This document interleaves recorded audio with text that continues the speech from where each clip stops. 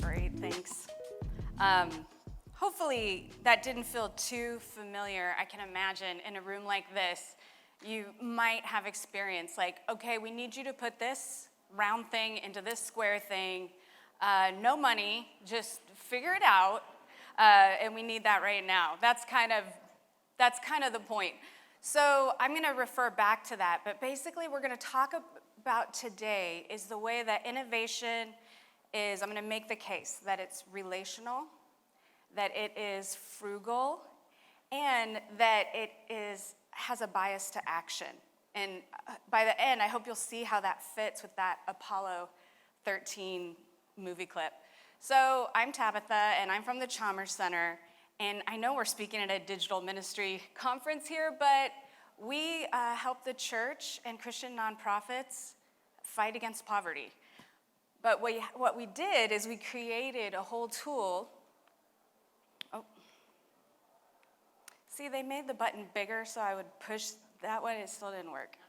Design. We made a tool called Innovate Global, and I'm going to tell you a little bit about it. You might have heard of the book When Helping Hurts by Dr. Brian Fickert. He's my buddy and my boss. But what we did over years is combine 3 things into this training. We took God's big story of change, which is what we base everything on at the Chalmers Center. And we took, you can ignore this part if it doesn't apply to you, asset-based community development principles. This is a way of approaching poverty that starts with what the people have rather than what they're missing. And then we took the best stuff we could find from design thinking. And so Brian and I worked over years with a team of people to create this training that we've now been able to globalize. We really believe in embodied training. So the pandemic was uncomfortable for us because we had to get pushed online. And I know I'm talking to a crowd that understands that. But what it has allowed us to do has been amazing. We have had Christian Palestinians zooming in from Bethlehem. And that, I would have never predicted that. We thought we'd have a lot of US churches and nonprofits come to the training. But Middle East, South and Central America, it's just been exciting. So I want to show you 2 pictures. So this you can see is, this is Uganda. The Kibera slum is one of the largest informal settlements on the planet. And I took this picture pre-pandemic in 2019, I think. And then I wanted to show you this picture. It's very similar. You can tell that people have been there a minute. But if you look in the background, that mountain there, that's where the Chalmers Center is. And my house is up on that mountain. And this is 15 minutes from my house in Chattanooga, Tennessee. We actually are seeing a rise in homelessness across our nation. And you may have noticed cities like this, tent cities they're sometimes called, popping up. But it always concerns me as someone with a history in international relief when you start seeing signs of the way they're building, and there's even little economies starting in these camps. So Chalmers really, our goal is to equip Christians to walk alongside the materially poor. And we define poverty in a certain way that might be different than you do. I mean, we think of poverty back here, right? You don't have a house, you don't have stuff. But what we believe the Bible says is that it's actually you have broken relationships. So creation, God made everything beautiful. The fall, now we're kind of these twisted bike tires. We're supposed to be these wonderfully relational beings, our relationship to God, to ourselves, to others, to all of creation, including the earth. But it's been marred. And that's why Jesus came back. And as we wait for his return, we as the church are supposed to help people move and ourselves more to that circle. So that's what we try to do. back to space. I use a lot of space things. I don't think this deck has any of my Star Wars jokes, so maybe next time I'll bring those. But now I just want to talk about innovation for a second, because we think of innovation as these big jumps. So here you go, 1969, we got people on the moon. That's crazy and very innovative. It took whatever, scientists doing stuff like that, running around buildings. The thing that really concerns me, though, is something that happened 3 years later. It wasn't until 3 years later that anyone thought to put wheels on a suitcase. So, I'm excited that people went to the moon. I am really excited that my suitcases have wheels. That really helped me and helped my life. We think sometimes like innovation, it's over, we can't make up anything new. I don't think you guys think that. I think you know because you have your fingers on the pulse of what's happening. But in terms of innovation, how we want to get to it using design thinking, you've got this Venn diagram, viability, feasibility, desirability. Viability is this a good decision for our organization to do? Is this part of our strategic plan? And then feasibility is can we do it? Well, the guys in the movie, they had to do it, right? The 3 astronauts were gonna die. We can't lose Tom Hanks, guys. We almost lost him again. What this says is, design thinking says just push off on viability and feasibility for a minute. Don't ask those questions yet. They'll come back, but don't ask them yet. So with innovation, you want to slow down and come through desirability. What do people want? That's a different question from what can we give them. What do they want? What do they need? And that is very relational. You might, if you have sharp eyes, notice I changed this slide a bit, because in the marketplace, innovation is called human-centered design. And we like that. We're a pro-human. But we know that there's some things in the fall as broken people that we want that aren't good for us. And as Christians, we know we're always designing before the face of God. So everything you're doing is before God, even though when you're just slaving away at code or trying to get a site to work, it's before the face of God. So how do you tell? How do I tell if an innovation has happened? For me, I look for moments when I see relief, delight, and hope happening for someone, hopefully your main stakeholder that you're designing for. So those wheels on the suitcase, those gave me, I'm sorry guys. Those gave me delight. It relieved literal, the weight was off my hand.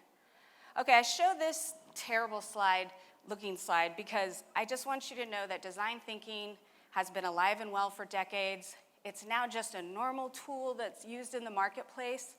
But those sorts of tools hit nonprofits, churches later than the marketplace. So it's really coming into its own in the nonprofit space. But it is an old process. A lot of what we use comes out of my home state, California. We use the Stanford Design School, and a company called IDEO. They have a lot of free resources online. I think Stanford University Design School has an innovation bootleg with free tools you can download to get your thinking going. But I'm also going to share some tools with you. So we took this thing and we said, hey, we want to do this in West Africa. We want to do this in rural America. We want to do it in places that we're not going to use a lot of consulting language or jargon. So we stripped this whole thing back to 3 steps. That's our process. Listen, make, test. And I'm going to tell you, we have a million tools, and I'm going to quickly tell you about just a few. The thing about this drawing that I'll point out is that it's a circle and not linear. And that can be really uncomfortable, but you kind of go around this multiple times, always listening, always getting feedback and testing things till you get to that solution. So when we teach the course Innovate at Chalmers, our teams come and learn these 21 tools. Wouldn't it be funny if I tried to teach you that in 10 minutes? I'm not going to do that, but I just want to show that It's both a divergent and a convergent process. That is very jargony, I'm sorry, but you start out, right, and you're listening to your stakeholders, the people you're designing for, the people paying you to design something, the people that are going to use it, and you get all these data points, and then you have to let go of some of them because you go down to file into one question. Then you brainstorm, and you get a million awesome ideas, and then you have to focus down. So it's this perpetual, building up and taking down. But that's important to know because design thinking can feel, when you start using a new process, you can feel like my friend the pug, because it's different, and it makes you feel uncomfortable because you're not used to using your brain and your people in this way. Like one of the big things we do is draw, and people don't like to draw mostly. So I just want to say it's okay. Later in classes, it's not here, but I put in a Baby Yoda there. I'll just describe the Star Wars jokes. They're not here, but imagine a Baby Yoda. So what I'm saying is that I am saying you've got to be relational, and that includes being emotional when you're design thinking, because you'll learn emotion is a shortcut to innovation. Frugal, another way of putting this is be asset-based. Use what you already have at the beginning. Because basically design thinking says you want to spend very little money and time, so you want to go fast and cheap for as long as you can before that big investment. And all the way along, you're testing and making sure you're right. We don't tell you to go in an ivory tower, build the perfect thing, and then just launch it. Because we think that's expensive, and it doesn't always work. It's not a great use. So when I'm talking about being frugal, I'm really meaning it in the best way, that you use what you already have. And then finally, it's active. And this can also make you feel uncomfortable, but you need to get out there with new ideas and try them with users in small tests. And we do this all the time. So in the first step, I don't know, I feel like this group, I was gonna skip the frog story, but I'll tell it real quick. Okay. In the pandemic, my family and I were going hiking, my husband and my 2 teens, and one of my teens is right there. My daughter is my bodyguard while I'm here, and my driver. We went on a hike. I wanted to take them to a cave that I had found years before. Nobody's around. We get to the mouth of the cave, and there's suddenly a family coming out. We give them space. It's like 2020. We're like, okay. But I noticed that the man is holding his hands like this, and I love animals. And so I kind of was like, what do you have there? And he said, this little frog was freezing in that cave, and I saved him. We're bringing him out here where he'll be okay.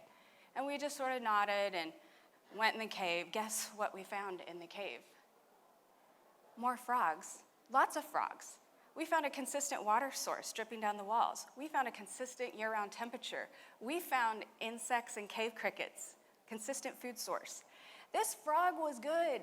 And what these well-intentioned people had done was taken the frog from somewhere where it was comfortable and had what it needed and moved it to somewhere where they would feel comfortable. And we want to make sure that we don't do that when we're designing solutions for people. We don't want to make it comfortable for us. You guys are the tech gurus. We want to make it comfortable for my mom, who can't really use her iPad that well. We want to make it comfortable for the teens who are just like, way better than us at all the tech. Okay. So first, who do we need to listen to? Both of those people I just mentioned. Be creative. Take some time to think about who your stakeholders are and be expansive about it. The main person that you're designing for, and then other folks. One of the things I like to talk, that was a cute picture, but I don't have time, but just you can enjoy it for a second. I'm still gonna tell you about this. One of the hacks, a pro tip, is to use design to the edges principle, where you go and find extreme users. So for instance, with mobility, let's talk about sidewalk users. You have someone who is, there's a lot of runners here. I am not in shape, but you have someone who's a runner on a sidewalk. They're an extreme user of the sidewalk. You have someone in a wheelchair, a different extreme user on the other end. If the principle says that if you find those two people, whatever you design for extreme users will have benefit to the hundreds of people in the middle. And you can just skip talking to 300 people and talk to 2 or 6. So that's a fun little hack. Do you know what your colleagues look like before coffee? You maybe do now from this morning. This guy looks exactly like my friend Tad. And my kids know that there's like an amount of coffee I need to drink before I'll talk to them. But I'm going to tell you real quick about journey mapping. We know how to plan a trip. We pick our endpoint. We pick how we're going to get there, where we want to go, who's going to be with us. Well, I'm going to tell you real quick about another type of thing you can do. It's a very simple tool called a journey map. You can sit down with one of those extreme users, hopefully, and ask them to tell you about their experience with your product, either your website or some app you made, and just sit with them. And the reason why we do journey maps, let me show you what one looks like, and then I'll go back to that.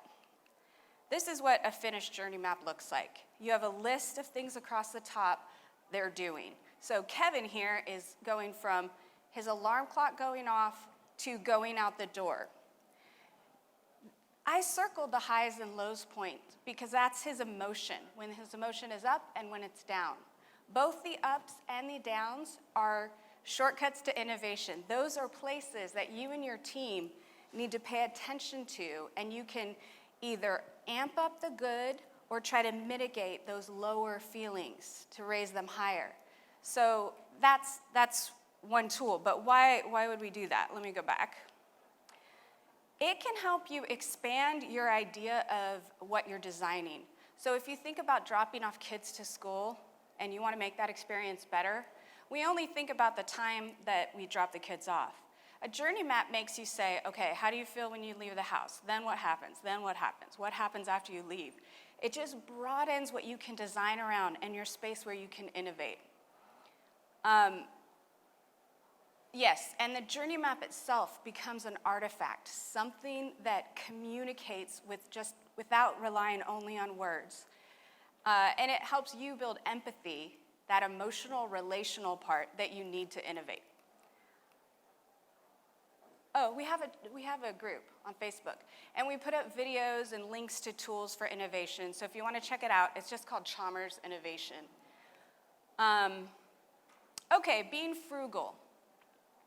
So this is where we started the process in West Africa, and we took folks through. We built it with them in mind, and we have some fantastic stories from that trip if you want to ask me about it. One thing we do when we're brainstorming is we use constraints. So you know how if you've ever had a brainstorming session, you get stuck at some certain point? That's fine. First of all, you should be standing when you brainstorm. You should all gather around the wall and have Post-it notes and big markers. But when you get stuck, there are brainstorming constraints that constrain you in some way that help you innovate. And here's a couple. Make it a game. So just brainstorm ideas around making it a game. You can't use the internet. I know that would kill you. But trying to do something without your primary tool can really push you into spaces you didn't imagine. And then you can come back and use the internet. I know you guys are having to figure out how to make internet spaces, digital spaces, more real and tangible. How do you get people who are attending online church? Is there something they can have at home that is physical that will connect them more to the digital experience? We actually at Chalmers use the 4 relationships I talked about. Like, how can we make this idea strengthen the user's relationship with God or with others, with the earth, with themselves? Prototypes, I'm not going to have a lot of time to talk about prototypes, but please draw and make prototypes with paper. This is where the Frugal comes in. You don't have to build an app. You can build it on paper. You can watch this video on YouTube. It's pretty cool. It's one long piece of paper that they're moving through a frame. Yeah, we can keep going. So that's the prototype on the left, and then you see on the right, you sat paper in front of someone and said, this is how the app will work. and then you gather their feedback. You take pictures of them using it. So again, we haven't done any coding. We're just trying to figure out what we want it to do and how the people feel about it. Do they like it? Is it something they desire?